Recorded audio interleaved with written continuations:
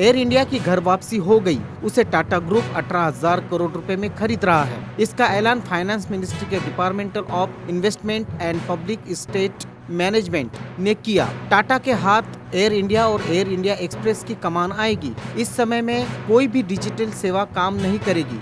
इसमें internet banking, YONO light, UPI जैसे सभी सेवाएं शामिल हैं। पंजाब में सीएम की कुर्सी के लिए नवजोत सिंह सिद्धू की छटपटाहट फिर सामने आई है। सिद्धू ने अनुसूचित जाति से आने वाले पंजाब के पहले सीएम चरणजीत सिंह चन्नी के लिए अपशब्द तक कह दिए। पंजाब कांग्रेस ने गुरुवार को जीरकपुर में मार्च शुरू किया था। इस दौरान सिद्धू ने कहा कि सरदार भगवंत सिंह नवजोत सिंह सिद्धू के पिता के बेटे को सीएम बनाते तो फिर देखते कि सक्सेस क्या होती है। सिद्धू ने चन्नी के लिए कहा कि 2022 में कांग्रेस को डुबा देंगे। इस वीडियो के सामने आने के बाद बहुजन समाज पार्टी तथा शिरोमणि अकाली दल ने सिद्धू पर तंज कसा है। अकाली दल के प्रवक्ता दिलजीत चीमा ने कहा कि सिद्धू के मन में सीएम के पद के प्रति कितनी इज्जत है, यह इस बात से साबित होता है कि वे उनके लिए 2 मिनट इंतजार भी नहीं कर सके। प्रमोशन में आरक्षण के संदर्भ में केंद्र सरकार ने सुप्रीम कोर्ट में हलफनामा दायर किया है। केंद्र सरकार ने सुप्रीम कोर्ट में प्रमोशन में आरक्षण देने की आवश्यकता को सही करार दिया है। इस मुद्दे पर केंद्र सरकार का पक्ष रख रहे अटॉर्नी जनरल के वेणुगोपाल ने यहाँ तक कहा कि ये एक तथ्य है कि 75 साल बाद भी अनुसूचित जाति जनजाति को सेम लेवल ऑफ मेरिट पर नहीं लाया जा सका है। लिहाजा सरकारी नौकरियों में SC/ST लोगों को प्रमोशन में आरक्षण देना सही है। अमेज़न प्राइम वीडियो ने भारत और 240 देशों में फिल्म जय भीम की वैश्विक रिलीज की घोषणा कर दी है, जिसे 2 नवंबर को रिलीज किया जाएगा। TJ ज्ञानवेल द्वारा लिखित और निर्देशित और 2D इंटरटेनमेंट के बैनर तले सूर्या और ज्योतिका द्वारा निर्मित बहुप्रतीक्षित तमिल फिल्म ने साउथ के सुपरस्टार सूर्या ने वकील की भूमिका निभाई है, जो दलित आदिवासी समुदाय को हक के लिए लड़ रहा है। इस फिल्म की टीम में प्रकाश राज, राव रमेश, रजिया विजयन और लिजो मोल जैसे शानदार कलाकार शामिल हैं। बता दें कि जय भीम का संगीत शॉन रोडन ने दिया है और इसे राजशेखर कर्पूर, सुंदर पंडितैन द्वारा सह निर्मित किया गया है। आपको बता दें कि जय भीम 2 नवंबर को अमेज़न प्राइम वीडियो पर तेलुगु में रिलीज होगी।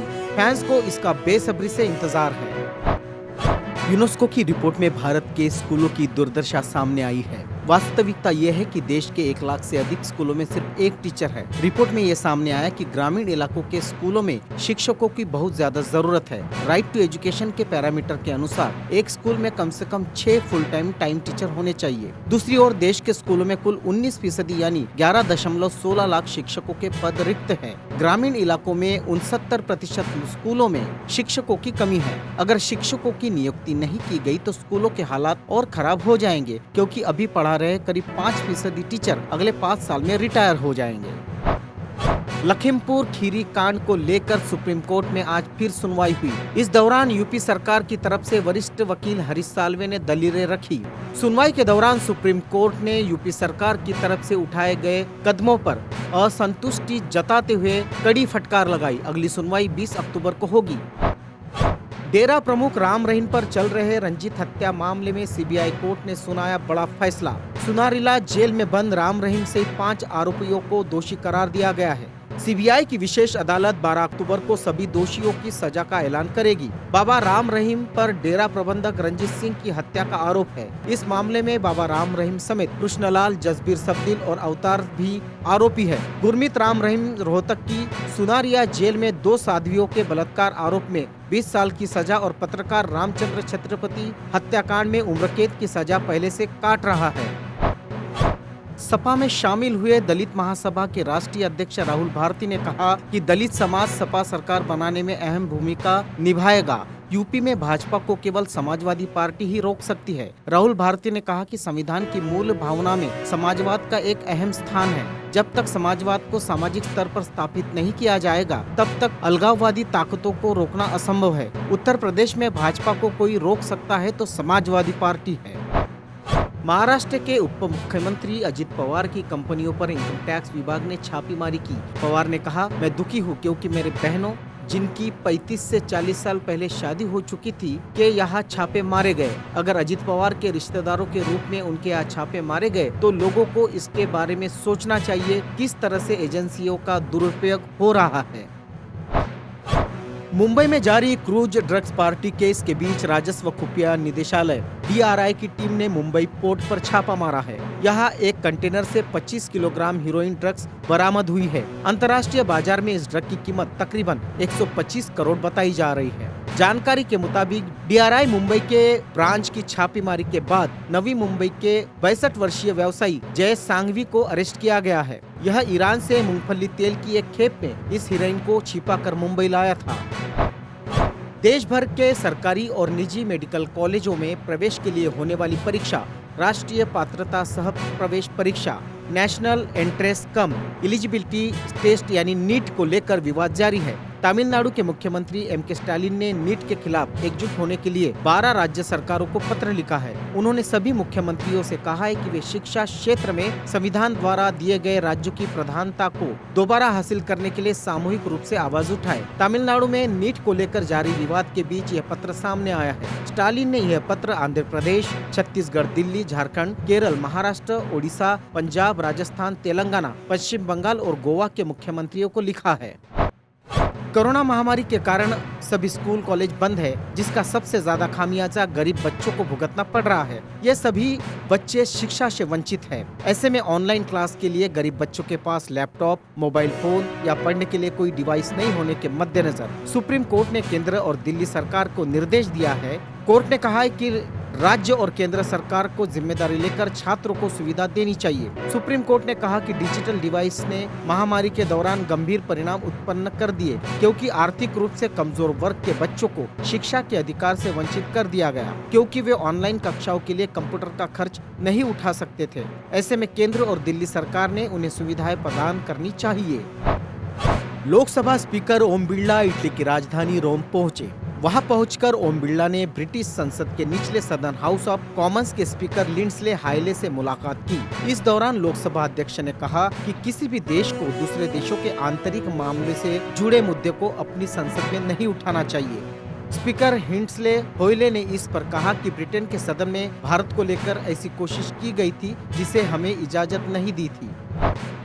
गाजियाबाद में हिंडन एयरबेस पर 89वां एयरफोर्स डे मनाया जा रहा है। साथ ही वायुसेना देश आजादी की 75वीं सालगिरह मना रही है। वायुसेना के वीरों ने आकाश में अपना पराक्रम दिखाया। रफाल, मिग और अपाचे ने शक्ति प्रदर्शन किया। जनरल विपिन रावत, नौसेना प्रमुख कर्मवीर सिंह, थल सेना अध्यक्ष मनोज मुकुंद नरवणे ने परेड को सलामी दी। इस बार भारतीय वायुसेना ने अपना थीम आत्मनिर्भर और सक्षम रखी है। मारिया रेसा और दिमित्री मुराटोव को इस साल का शांति का नोबेल पुरस्कार मिला है। अभिव्यक्ति की स्वतंत्रता की रक्षा के लिए उनके प्रयासों को देखते हुए उन्हें यह सम्मान दिया गया। फिलीपींस की मारिया और रूस के दिमित्री पेशे से पत्रकार हैं। प्रधानमंत्री नरेंद्र मोदी ने शुक्रवार को जापान के नए प्रधानमंत्री फुमिदो किशिदा से टेलीफोन पर बातचीत की। किशिदा के जापान के सर्वोच्च नेता के रूप में पदभार संभालने के बाद पीएम मोदी की उनसे ये पहली बातचीत है। तुर्की में रहने वाले 71 वर्षीय मेमगेट ओजरयूरेक की नाक दुनिया में सबसे बड़ी है और यह लगातार लंबी हो रही है। बताया जा रहा है कि मेहमेट की नाक करीब 3.5 इंच या 8.8 सेंटीमीटर लंबी है। गिनीज वर्ल्ड रिकॉर्ड ने करीब 11 साल पहले उन्हें सबसे लंबी नाक वाले शख्स का खिताब दिया था। अब कंपनी ने इतने साल बाद एक बार फिर से ऐलान किया कि मेहमेट की नाक दुनिया में सबसे लंबी बनी हुई है। जापान की राजधानी टोक्यो में बीती रात 10:41 पर भूकंप के झटके महसूस किए गए। रिक्टर स्केल पर भूकंप की तीव्रता 5.9 नापी गई है। तेज झटकों में करीब 32 लोग घायल हुए। हालांकि जापान में मौसम विभाग ने कहा कि सुनामी का कोई खतरा नहीं है। इस भूकंप का केंद्र टोक्यो के पूर्व में चिबा प्रांत में जमीन से 80 किलोमीटर नीचे मिला है। नासा के परसिवेरेंस रोवर ने मंगल ग्रह से जो तस्वीरें भेजी है, उनसे साफ होता है कि कई अरब साल पहले इस ग्रह का लैंडस्केप बनाने में पानी की भूमिका क्या रही है। फरवरी में रोवर जेजोरे नाम के क्रेटर में लैंड हुआ था, जिसे लेकर वैज्ञानिकों को उम्मीद है कि वहां पहले एक नदी रही होगी जो इस झील में पानी सप्लाई करती होगी। भारतीय फुटबॉल टीम ने सैफ चैंपियनशिप के अपने दूसरे मैच में भी निराशाजनक प्रदर्शन किया, जब दुनिया की 205वें नंबर की टीम श्रीलंका ने उसे गोल रहित ड्रॉ पर रोक दिया। 7 बार की चैंपियन टीम भारत ने दबदबा बनाया, लेकिन उसे पर्याप्त मौके नहीं बनाने का खामियाजा भुगतना पड़ा। भारतीय टीम इसके अलावा अपने 98वें स्थान पर अधिक रैंकिंग वाली टीम के खिलाफ बनाए मौके का फायदा भी नहीं उठा सकी। नॉर्वे में खेली जा रही विश्व कुश्ती चैंपियनशिप में भारत की अंशु मलिक ने इतिहास रचा है। वह इस टूर्नामेंट में रजत पदक जीतने में सफल रही। अंशु को फाइनल में टोक्यो ओलंपिक 2020 की कांस्य पदक विजेता अमेरिका की हेलेन लुइस मारोउलिस ने 4-1 से मात दी और इसी के साथ वह 57 किलोग्राम भार वर्ग के मुकाबले में रजत पदक जीतने में सफल रही। इसी के साथ वह इस चैंपियनशिप में रजत पदक जीतने वाली भारत की पहला महिला पहलवान बन गई है।